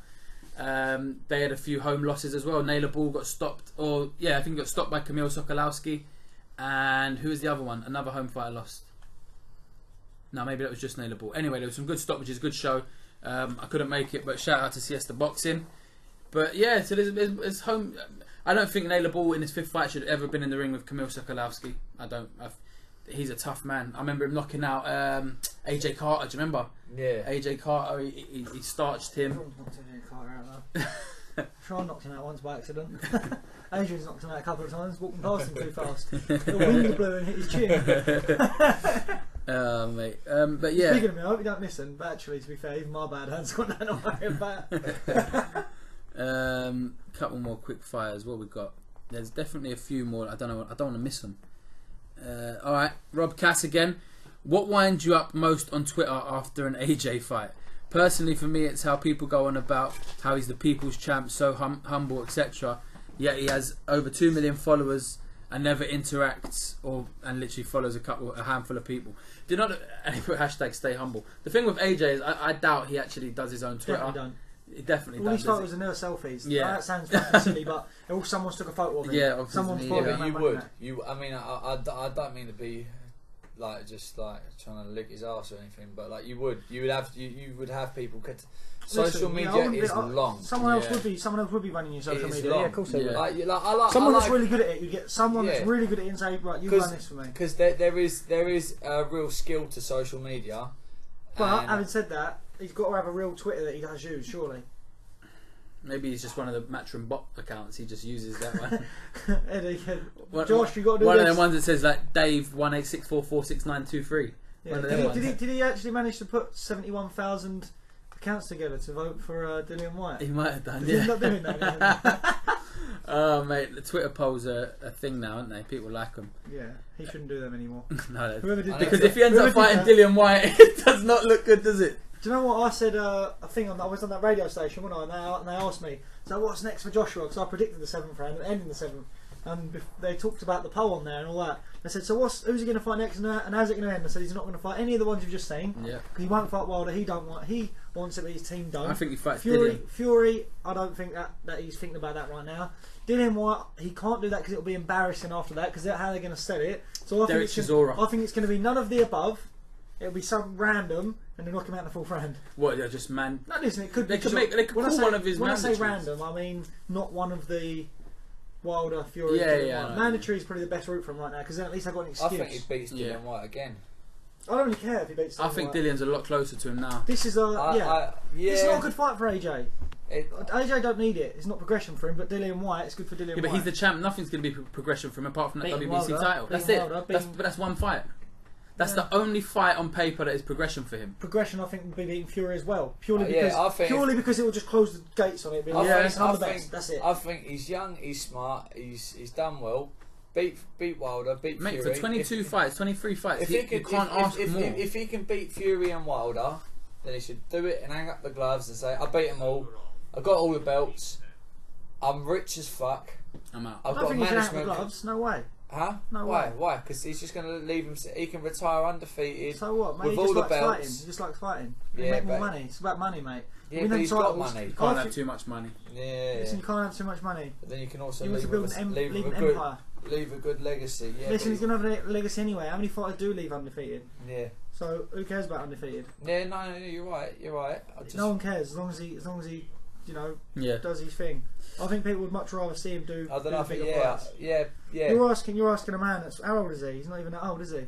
28. He's 28. Maybe. He's a heavyweight. They can go to a 40. You're asking a man that's 12 years before his sell-by date to retire Yeah. in potentially 2 years. And way too soon. There's champions that hold the belt for fucking years and years and years, like the Klitschko's were like. But I 11 don't years or think something. when I look at He can him, set when new I look at records. him in the way he boxes, I don't think he enjoys the fighting quite as much as what. He did. I think the training's taken a toll. Yeah, I look at him in the face like he's you know, I think he got his old self a bit with Provokin after taking a few nasty digs, and his old self come through and thought, I'm a beast. I'm gonna go and knock him out. You know, but it took a little while before that AJ come out. Do you know what I mean? Yeah. I heard he was ill anyway. He looked it. He looked rough walking to the ring. I'll let you tell him that. No, he didn't. Right. You look rough. Let's Wait, move wait. on. Next question. Who will win the story of the fight between Jack Catterall and O'Hara Davis next Saturday night? I love that fight. I think that's a great fight in Leicester. Yeah. What do you think? How do you think that fight plays out? Catterall is extremely well thought of, but O'Hara's awkward. How does the fight go? O'Hara's awkward and punches. This is from Rob Tebbett, by the way. Sorry, Boxing Social's #1 man, Rob Tebbett, the guy that stole Craig Scott away. Shout out to him. I'm Thanks, not bro. bitter. You got me a job. I'm gonna go with O'Hara just because he's like, well, I You know get him. along with him. Yeah, I know yeah. him. Yeah, I think it's a close fight, and I think whoever wins this will be propelled into a very good position. And you wouldn't have thought that just over a year ago when Josh Taylor bullied O'Hara. Yeah, but he lasted a little while. O'Hara give an okay. I mean, Taylor's the daddy though, isn't he? Taylor's super. Now now he's in the Taylor's World world Boxing Super number one, Series. isn't he? That's He's good ranked for him. as I world like that. world It'll be- number one, and he's yeah. not even a world champion. He's in the World Boxing Super Series, so he's going to be fighting for world titles within the next 2 fights, like 100%. So, no, but you'd say that he Davis for you, yeah. Yeah. Right. Do you know what? That's a very good card actually.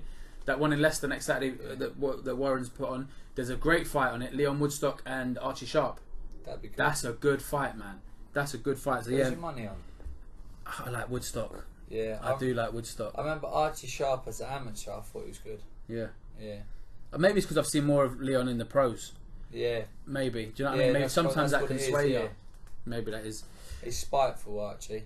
This is a great question. Paul Altai.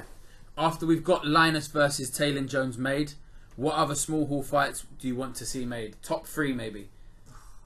Maybe let's pick a fight each. It's hard. It's hard. Pick a fight each that we would. Mate, That's the fight I that want. gets my pickle Yeah. tickled like Yeah, I agree, unreal. like- I've been asking for that fight for 9 months. I love it. And it's now made, and I I'm love buzzing. that fight. 1st of December. Get your tickets to that No, fight, I love man. that fight. All over that. Listen, I can't think of another fight better than that right now. No. That's small hall. No, I can't. Not for me. And I think that I like Jez Smith against Chris Congo for the Southern Area welterweight. What, more than that? No, not more than that. That's the fight. That is the daddy fight. It is a fight. They've been going back and forth on Twitter. I don't even care about that. I just think it's a good fight. Yeah. Like that, they They are actually got both- on. As we was with Linus yesterday, so they actually got on. Yeah, he said he And then likes Tay that. Linus got pissed off because Tay said they didn't sign a contract, and Yeah. for some reason or other, and then he priced himself out or something. Yeah, and they've come But back. listen, they've all got their reasons to do what Yeah, they listen, do. Tay ain't going to take the fight on an away show for peanuts, and Listen, so he shouldn't. He's the champ. Tay, I've No, known yeah, Tay from he's the the- amateurs, and trust me, he's not scared to fight someone. No, of course He's not. not scared to fight someone. Yeah. No, because he didn't have to fight Linus either. No, he doesn't. He had the opportunity for a British title eliminator. So, This that fight makes more sense. Oh, it's a great fight. Listen, it's a great fight for us. And both boys are coming on the podcast. Who cares? Who cares who loses? End So of October, 20th of October is Linus, and the 11th of November is Tay. So they'll both be on within a fortnight of each other. yeah. I followed both boys since their second fights. I interviewed them both then. I got on with them both I'm so fighting well. on their undercard. They're both my mates. Are you on the 1st of December? Yeah. Yeah. Who are you backing? I can't. I'd be scared. No, I see, can't. I can't. I wouldn't do it either. I have my head how I think it plays out, but I would never publicise how I feel because I like both guys, and I'm Such a pussy. No, I'm not pussy. I will say this. Linus will have the edge on skill. I agree. Right? He's got the timing. He's got the skill. Tay, if he does his training camp right, like I know he can. He can be a big middle as well. He's a fucking animal. Strong. Like I remember sparring him before. Don't let that hair fool you. I remember sparring him before he got ready for. I was there. Do you remember I come and met you at the gym? Yeah. I came and watched you sparring. Yeah. Oh no, I'm talking about early days. I'm talking about early days. Oh yeah, I remember that. Early, yeah. like long time ago. It was your first interview. You were like fucking nervous and that. Look at you now. Yeah. Fucking loves the camera, the cunt, didn't he? I'll just shut him up now. yeah. All right. Shut up, mate. All right, mate. When he was getting ready for his first go at the southern area, when he boxed that MH leg and he stopped him basically on jabs. Mm-hmm. Geez, he looked excellent. That Taylor Jones, if that Taylor Jones, I hope comes, we get that Tay. I hope we get that Tay. Banging fighting. Even a boxer with all the skill set like Linus is going to have his work cut out for him, and that can. Why do you think Linus is calculated? He is very calculated. And Tay's like, right, I'm punching you in the fucking face. Yeah. If this is coming, and he's there. You hit him with a sledgehammer, and he don't budge. He was sick when he boxed Genman. Yeah. Like very sick. You know what I mean? Yeah. So forget that. Forget the Genman. I also think he learned from getting beat up by Genman because he got beat up by Genman. Come back better. Come back better. Mate, that MH leg performance was the performance of his career. Yeah. And he needed to be. And that was after getting beat up by Genman. He did well to top that. And even his last fight, you know, I'm pretty close to Tate. He wasn't in a good place. Was that the Cordona fight? You were there for that, weren't you? Yeah, he made hard work of that. Yeah, he made hard work of it, but he wasn't in a good place. Mm. And he's still like, in title fights like that, you probably should say, no, look, let's postpone it to the next month or something. Things ain't going right. Tay ain't like that. He's a fighter, a real fighter like that. I'll fight no matter what's going on, you know. Yeah. And he went in there and still won. So great fight, mate. It's going to be a great, 1st of December. Fight. What a fight like I that think is. It's I think everyone's going to be there. I think that's going to be where everyone turns up. It's a Goodwin show, isn't it? Goodwin show, 1st of December. We get good seats. I hope we keep the same seats. I hope we do. I'm going to get there early, man. I need to be there for that fight. Great fight. We love you, Steve. Any other come close? Yeah, love you, Steve. I don't know if any other come close. I can't think of any. No other fights. I'm not interested until that's done. Yeah. No. I'm just not bothered. No, that's the fight for us, Paul. So, actually, while we're on the subject, 2 weeks yesterday, 13th of October, is Danny Connor, K Prosper, Jamani Camaro, Jeffrey Afori, and Curtis Felix, Justin Menzie. Now, we have been given 2 tickets to give away as a competition for that fight card. We're going to be there. You're there, right? You're definitely coming. What date? 13th of October. I've got us media passes. Kev Campion sorted it out, and Josh Goodwin. Shout out to them. Shout out Kev and Josh. Thank you very much. I'm looking forward to that. Really good. I'm gutted Dion Juma against Jose Lopez has fallen off that. Lopez got injured. It's a shame, but it's a good card. Some good shows coming up. So we're giving away 2 tickets to that fight, to that event. Now, to be in with a chance to win the tickets, all you got to do is tell us how do we work. Jamani the Predator Camaro is boxing on the card. So somewhere in this podcast, you will find a sign, or you'll find something that sort of gives a little hint. Tell us. Yeah, tell us what it is. Listen, you tell us. You tell us what it is, and you'll win the 2 tickets, and we'll be there, and it'll be good. So that's all you're getting. That's your homework for the podcast. All you're getting as a hint is there is a hint somewhere in this podcast to that fight card. If you can tell us what it is, you'll win 2 tickets. Anything else? Any other business before we move on to Adrian and finish up on Adrian? Any other questions? Actually, one question was on that from Riku Heikler. Where does K Prosper go? Where does K Prosper go after the? Let's get the exact word in it. It's a final eliminator. So what next for Prosper if he wins against Danny Connor? It's a final eliminator for the English. English title. So it's Sean O'Mason, Sam O'Mason. I don't really know a lot about the guy. Sam O'Mason. Is he based up north? Sam O'Mason. I don't know. I've not heard of him, but it's bad, isn't it? Obviously, if K Prosper comes, listen. What if Danny Connor comes through this? Does Danny Connor look like he's going to make weight to you? Danny Connor always makes weight though. He never looks like he's going to make weight, but he always makes weight. Fair Does play. Danny ever look like he's going to make weight? Doesn't look that big though. Danny, I see him. I wouldn't say that. Listen, Danny Connor never looks like he's going to make weight, and Danny Connor will agree with me. Obviously, I've trained with Danny for a long time. I know Dan, so Dan will agree. Danny never looks like he's going to make weight, and then he always makes weight. So I just think you should all just give Danny a break and see what happens. I'm not saying he will or won't. I'm saying he never looks like he's going to make weight. Fair. That is a fair challenge. It looks like It's he's a good. eating an And elephant most of the Samo time. Mason. I'm Yeah. just looking at his record. He's 15-2. Knockouts? He has 7 knockouts. Decent. So his last fight, he knocked out Kevin Hooper in the 3rd round for the English super lightweight title.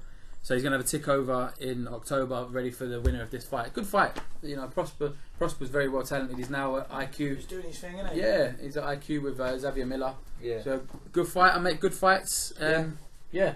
Brilliant. Right, that's all the questions. I think is that what, you ain't got any questions coming for you, yeah? That's all the questions. So yeah, just going to finish up talking about Adrian Martin, or as most people know him, Conor Benn's rival. You were very vocal in your Richie Gray's Richie Gray did his first ever interview with you. You were the My interview. debut. It was your debut. Yeah, so you called out Conor Benn. Yeah, I mean, Tell people that want to see an interview why Conor. this makes the most sense, doesn't it? Conor used to nick his lunch money off him when they were younger. I'm older than him. So you got picked up by someone younger than you. No, listen, I didn't want to ever call out Conor Benn because I knew it's like jumping on a bandwagon, right? Because everyone wants to fight. He's the only fighter at this sort of level that makes sense. He offers everything a fighter wants. He's exciting. He's got an undefeated record. He's got the best exposure out there. He's a big name, and he's vulnerable and beatable. You know, if you're Conor Benn, no disrespect to you, would you look at a small hall opponent that no one on television will know, and you probably won't earn him any more money? Do you know what I'm getting at? What's in it for Conor? What's in it for Conor is what I'm trying to get a at. real win if he can beat me. So what? They can find another manipulated. That's what we'll know it's a real win. If you fought Conor Benn But tomorrow we know and he you. beats you, We know you, but nobody knows you up but north on from the television, it's such a hard one. It's such a hard It is, one. yeah. No, I get that. Wouldn't they be better? Wouldn't they be better building up someone from zero? Yeah. We'll have him on Matchroom for a couple of fights, and giving him a load of bums, letting him knock someone out for 6 months. Say 6 knockouts. So put him in a load of idiots, then letting Conor knock him out. Yeah. It's more important. Yeah, that's probably what will end up happening. But you know, I think that's half the system. He lives around Brentwood. Right, he's always around Brentwood. I live around Brentwood. And this is the thing though, he sells nationally, you're selling Brentwood. Yeah, I know. Yeah. But everywhere I'm going out to Conor Benn this, Conor Benn that, and I'm thinking, fuck off. Yeah, right? But you ever met him? Yeah, we sparred together, and only the once. Who won? I'm not gonna. You don't win sparring. You spar good or you spar good or you spar bad. How did the judges have it? Where was that? At the Matchroom gym? At the Matchroom gym, yeah. So the judges were against you. Yeah, he had no chance anyway. He dropped him twice and lost. Well, that happens.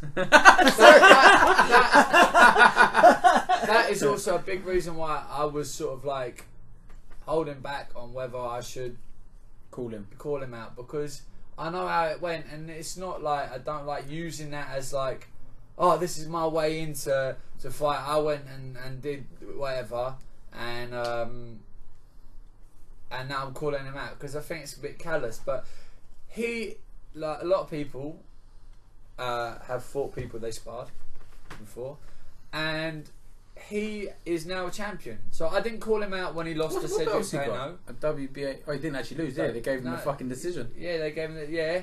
So that was terrible. But I didn't when he showed vulnerability, I didn't go calling him out there like everyone else did. Yeah. You know, I wanted to see him go and win, and he won something. And I thought, well, now at my point in my career, so I could fight him. I could look at Jez Smith, Chris Congo, Louis Green, Conor Vian, all them sort of boys around there, 8-0s, 8-1s, whatever, 10-0s. But which one of them is going to bring me any sort of return on my risk? Going to bring me any revenue, like real revenue, expose me nationally or whatever? None of them. So none of them offer what he offers. So I'm just another guy chasing a big fight. What do you think the possibilities? Like, what are the percentage? What chances of that happening realistically? Probably next to fuck all. Yeah. But I don't know. I got quite a bit. Have you spoke to Steve about it? Steve being the manager. I spoke to Steve, yeah, and he goes. The thing is, you just keep doing what you're doing. We're going to pick up a few titles, and maybe down the line it'll happen, because soon enough we'll get you a TV opportunity. We'll get you there. You'll be waiting. Steve's got you're the not belief not in what are me. you 9-0 now. 9-0. 9-0. And Steve's got the belief. I've got the belief that we're going to be there. I'm chasing a big fight, man. Like, which is what anyone should be doing. You know, we're seeing it now. Tay and Linus. Yeah. They don't have to box each other, right? No. They could have taken different routes. Yeah. But they are. And it's not going to be on TV. No. This is going to be... I mean, listen, it could be fight of the year. It might be shit. You know what I mean? Boxing, it happens. But they're about to box one another. They didn't have to, and they're boxing for the Southern Area title, which, now that there's no challenge titles, is essentially the lowest title, isn't it? Do you know what I mean? Although it means so much. Don't get me wrong. I'm not. No, you're right. For me, the best fight I've ever seen was for the Southern Area. So, but what I'm getting at is Cello Render, Leon Mackenzie. Yeah. But what I'm getting at is they're doing it. Yeah. And they can see a positive to it. So do you think you may be 100%. forced into, not forced into it, Adrian, but not forced into something like that. But yeah, something like that will come about. I mean, put the camera down. We'll look at. We'll look at. Look at this reflection. That's you in 50 years. He's such a prick. Well, I think we'll look at. That's what I've been thinking for the last 7 minutes while you've been talking. I've been looking at my phone. Who is it's that the guy? BFG. Oh, Is that the cheers, BFG? mate. It's the BFG. It looks That like is Adrian. harsh. No, it ain't. Fuck off. You look like BFG. Wanker. Why is that harsh? Anyway. I like Brad Can- Pitt. You like the BFG. It's not harsh. It's just true. Come on now. An overweight I'm one. not going to say anything because your wife's going to listen. Right? But I'm definitely more handsome than you. But where do you think you might end up? Because see, you're going to have to compromise, right? I'm going to compromise, and I'll do it. I'm a fighter. I'll fight anyone. Obviously, I want to be compensated for it. I want to be rewarded for my work. I don't want to just take hard fights for fuck all return. You can fight a journeyman and get paid $2,000 if you sell enough tickets. Why am I going to do the same and risk my face getting smashed up? Right? I want a little bit of something, whether it be a title or something like that. But it's picking the right fights in your career. The exposure you get out of that is what you really. Yeah. So like we were saying a minute ago is that you're not the household name that he is. That's what you want. Yeah. But getting this fight would make him the household imagine name. that was cool. You know, obviously, like I just said, we all called for Tay and Linus. We all wanted that fight, and now it's come. If there was a place where everyone was going, I want to see Jez and Adrian, I really want to see it, and that was happening for 6 months, 9 months, and you couldn't escape it, then you do it. I'll do it. Fucking everyone calls for a fight. You got to do it, and I just say, right, well, these are what I want out of it. So you're going to make that happen because these people want the fight. That I'm a commodity the same way as the promoters can put anyone on a small hole. We're going to fill it up. People are demanding it. So this is what we want. Yeah, we're not talking extortionate money. We're the ones selling it, so you give us what we want. Yeah, it's fair. It's more than fair. You know, and you got to treat yourself like that a little bit more. And I think a lot of pros are naive in thinking that they're not worth what they think they are, and it takes away all the power from the boxer. And that's why prospects just get terms dictated to them, and they don't know what they're worth, and they don't know what's what. They don't read contracts properly, and all sorts of shit. You know. Because they're just naive to it all, and I'm not. You know what I mean? I know what I'm worth, and I know what sort of fit. I'm not saying I'm worth $100,000 for a fight or $10,000 for a fight yet, but I know what I deserve. And I've spoken to Steve. We've got a good idea of where we want to go. You know, we want to get the Southern Area soon. Can you speak French? Yeah. Can you speak French? Yeah, I'm half French. I can go for a French title. That's what I was getting. I can go for a French title. Do you know what I mean? There's other things that could be. Who's the French champion? Call him out in French. To be fair, can you speak French? Yeah. It's called a French. Who's the French champion? What? But, the French champion of. France. Is that like the French champion? But of they have a France. Southern area. They don't have a Southern area. I could go and fight Cedric Pano for that title. He boxed for a WPA. Call him out in French. Call him out in French. Call him out in French. Go. Cedric Pano, moi contre toi pour le titre de France. There we go. Do they have a version of the Southern area? Like this is the South of France title. We could go for the British equivalent of the French title because they'd qualify. That would be French title. French title. Yeah. French boxing is. We got the British and the English, so pretty shit. They've just got the French. I'm guessing so. I'm bare ignorant. I don't go to watch French. There's no TV platform for French boxing now. So we could get the French title on an English televised bill. You know what I mean? So Yeah. there's lots of there are You options. hold all the that- cards then as well. 'Cause Yeah, you're offering, yeah, you can you're offer offering some young French fighter lads. a bit of exposure. Yeah. So there's a lot of options, But and with then the off of the back of that, With the French border control, allow that. off of the back of that, you could look at like European or something like that, Yeah. skipping all the British and as some challenges and meeting them for better For better exposure yeah. down the line. So Smart. 100% Just it's smart. being half French, half English, you can sort of pick what's the best route for you. You've got more than one option. and Steve, we've spoken about things. I'm no Steve's got longer a calling him plan. Adrian. He's from now on. He's Adrian. Adrian. Adrian. Martin. Adrian. You should add on the end at the end. Just add a little fucking thing above it. Says Martin. Adrian Martin. Adrian Martin. That's how I'm going to say it from now on. Pleasure to have Adrian Martin on the podcast. It's fucking Adrian Martin, son. It's like if Thierry Henry was born in London, it'd be Terry Henry, wouldn't he? You know what I mean? Terry Henry. Yeah. No, mate. Listen, you've got to have options. There's options, and it's just taking the route that makes most sense. That can get you into bigger opportunities, and getting you as far down your career as you can, and not jumping into getting too eager. Because man, I before this fight, I said to Steve, "Get me someone with an undefeated record." Like, I was thinking, I want one. You know, there's people out there. It's Like Jez did last night. Yeah. For him to box Anthony You know, Hardy, who was undefeated. It looks good. And then I was like, yeah. And he's like, hey, we've got a plan. Be patient. Adrian, chill out, mate. We've got patient. I'm learning a lot. I've been sparring world title contenders and I've been sparring some amazing boxers. So I'm doing a lot. Is that boxing glove in French? Huh? Du gon du box. And gaunt box, yeah. Look at that. Yes. Okay. Yeah. I know my shit. But- I can say boxing. What is glove. boxing in French? It's not boxio. That's Spanish, isn't it? Yeah. Boxen is German. Box. La box. Et box. Les box. La box. La box. La box. La boxy. Du gon du box. But That's boxing glove. it's there's options and stuff down the line and we'll see what comes about. I think my last performance wasn't my best, but I'm not gonna. That was a good fight though. I was entertaining. Yeah, You know, that was entertaining, good. yeah. Took more bombs from my. I said it. We did a podcast the day after, didn't we? Yeah, that was nice. That was nice. We did a podcast the day Yeah, after. listen, don't worry about that. That was a nice fight. Yeah, I didn't Yeah. like seeing you get hit so much. I did. Yeah, he loved it. He loved it. No, listen, it's good to see. It's I good know, to it was see. exciting. Don't Yeah, get but me I wrong. mean, it's not like you're just beating someone up. Then getting it back shows. It shows more. Showed something we Yeah. hadn't seen before. Yeah, that's what I mean. It's easy It was to beat nice up a getting punch it back, to be fair. Yeah. Yeah, I didn't mind it. No, That's why it's nice to see. It's nice to see you progress. And I didn't realise I dropped the firing back. first 2 rounds though. I thought one Yeah, he did. Yeah, because who was it who said this? Someone said. I think it might have been Steve said on Ring Talk. Steve and Martin obviously did Ring Talk. He said, "Oh, you thought you won them all."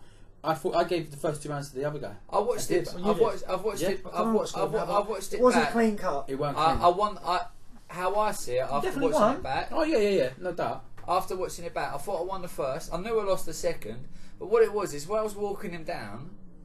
You just walked into a few. I just Yeah. walked. I was walking, and where I don't think he was hurting me.